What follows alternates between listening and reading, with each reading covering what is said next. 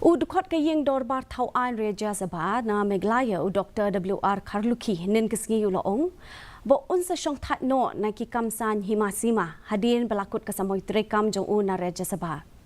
Habakren sklapatai kubor Dr. W.R. Karluki ulaong bo ya ay rengsyo na kabenta ki election Rajya Sabha baru ulaong ru banalor pa uday unong san himasima uday ru unong thokot baru ulaong ba shen unsa penmi katu kan itili kikot. 5 years.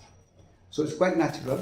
There are times in which you lose election. See, like Dr. Mukul, 8 years, then he lost election. That is part of politics. Okay? And at the same time, it depends on the situation that you're facing. Like, this time, this side, we are facing a wave. That side also we are facing a wave. So, to me, my assessment is not that because BJP supported us. I don't believe that.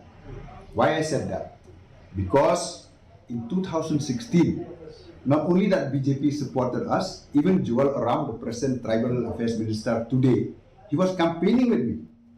And CM won nearly by 2 lakhs. And he broke the record in Garo Hills.